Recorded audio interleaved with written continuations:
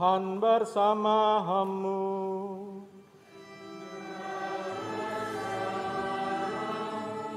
Inilah Injil Yesus Kristus menurut Santo Markus.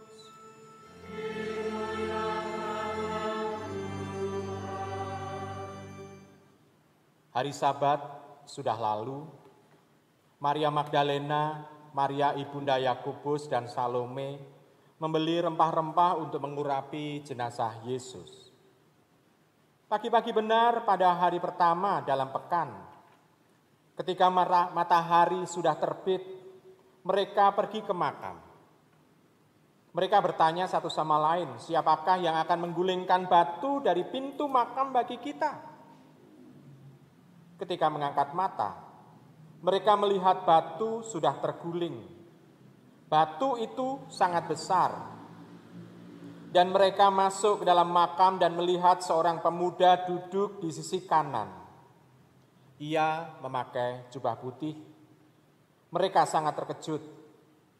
Pemuda itu berkata kepada mereka, "Jangan takut. Kamu mencari Yesus orang Nazaret yang tersalib itu? Ia sudah bangkit dan tidak ada lagi di sini. Lihatlah tempat ia dibaringkan. Pergilah, katakanlah kepada murid-muridnya dan Petrus bahwa ia mendahului kamu ke Galilea. Di sana kamu akan melihat dia seperti telah dikatakannya kepadamu." Setelah keluar, berlarilah mereka meninggalkan makam karena sangat ketakutan. Oleh karena saking takutnya, mereka tidak mengatakan sesuatu kepada siapapun. Demikianlah Injil Tuhan.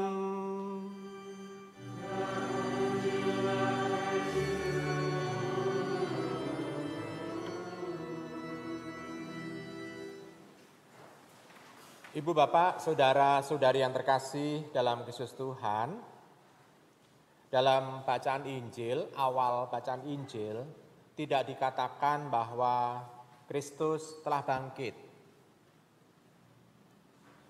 Ketiga perempuan, Maria Magdalena, Maria ibunda dari Yakobus, Yohanes, dan Salome, datang menemukan makam kosong. Dan makam kosong itu dalam pikiran mereka belum sampai kepada pemahaman mengenai Tuhan bangkit. Jadi belum sampai pemahaman mengenai Tuhan bangkit. Karena makam kosong bisa saja karena istilahnya pencurian jenazah bisa saja. Berarti kita bisa melihat makam kosong itu belum menjadi atau belum mempunyai arti apa-apa bagi iman tentang kebangkitan.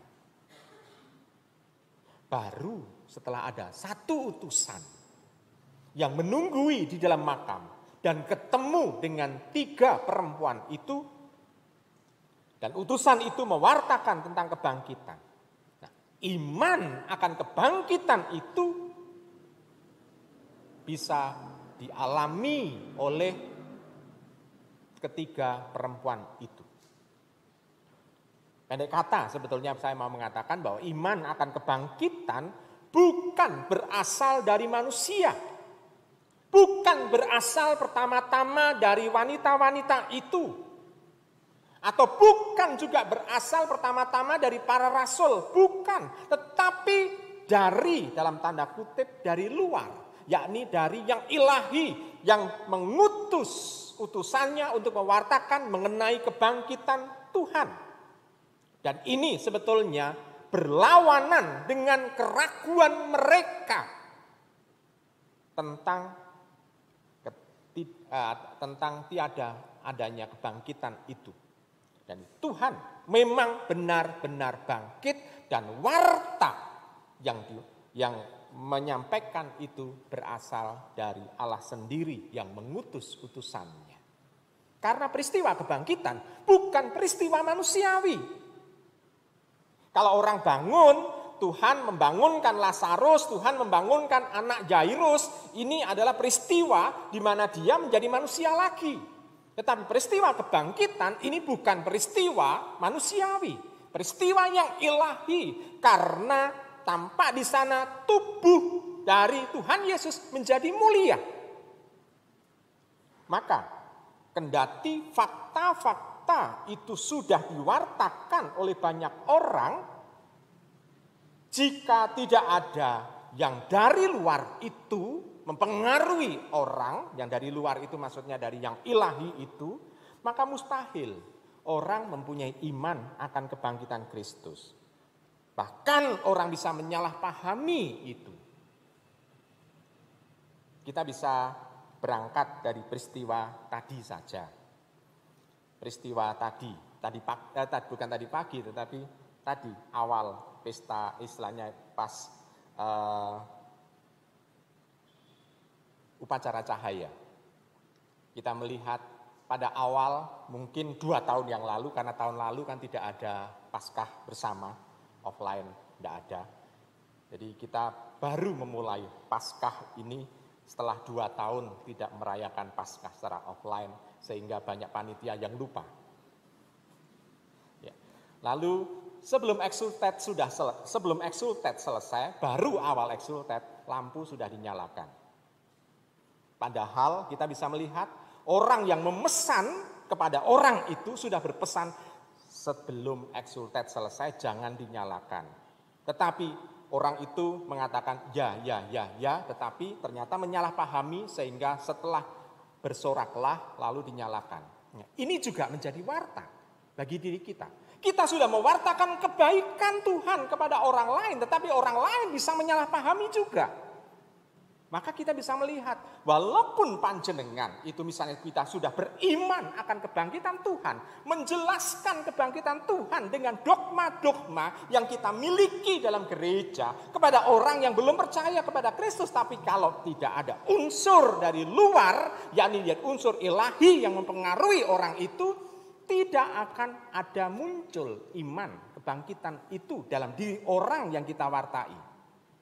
Tetapi bisa saja apa yang kita lakukan ini sangat sederhana, apa yang kita omongkan itu juga sangat sederhana mengenai warta kebangkitan, dan kita men-sharingkan itu, bisa saja yang sederhana itu justru karena pengaruh dari yang ilahi itu orang menjadi percaya akan Tuhan yang bangkit.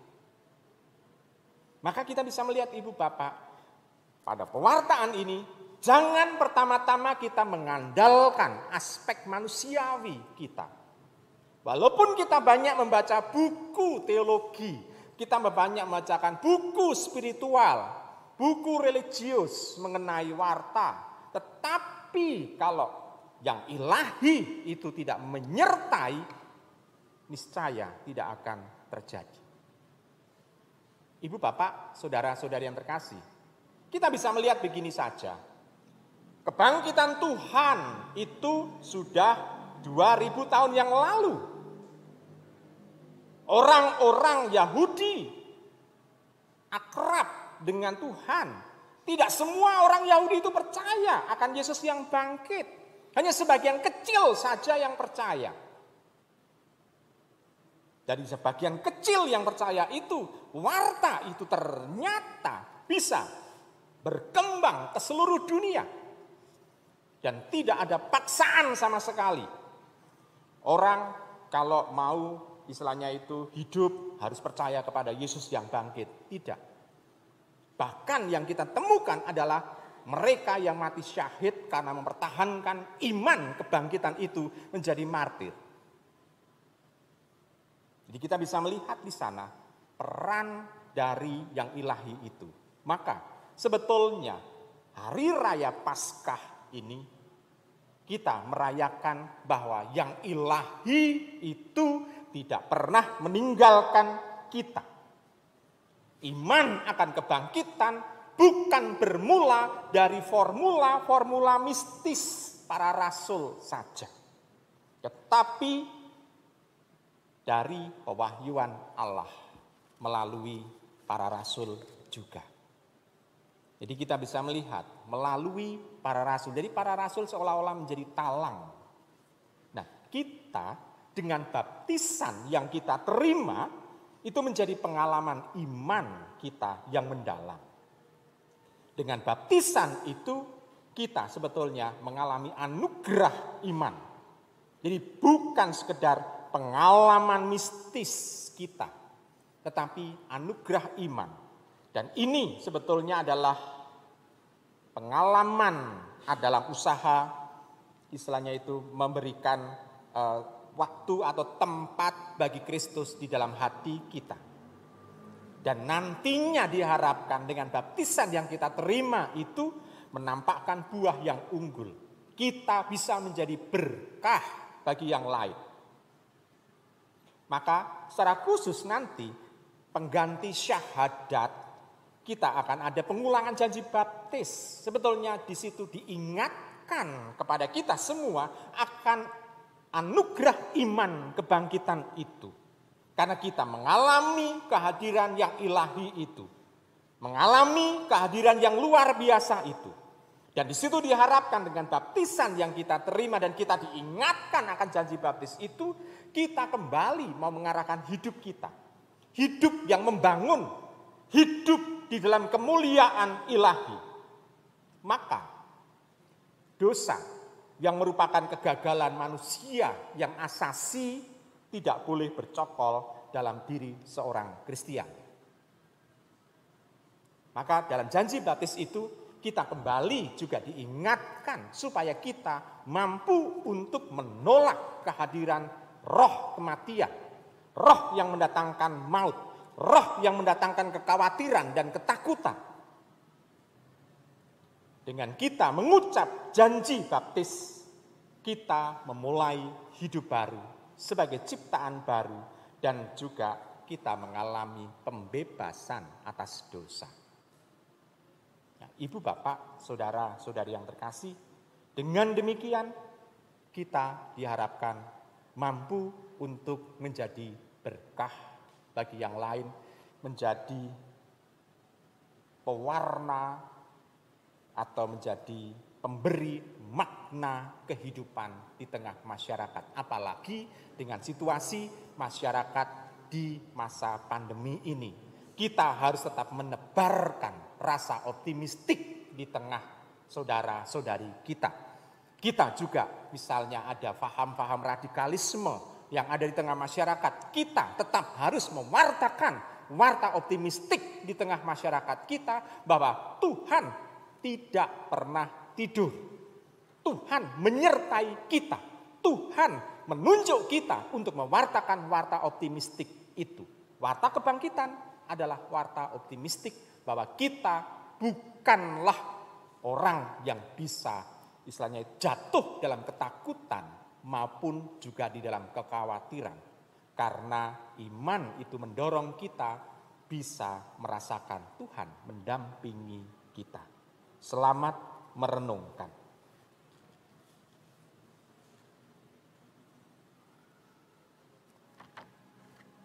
Saudari-saudara, marilah kita mohon kepada Allah Bapa agar rahmat-Nya juga menaungi bejana yang akan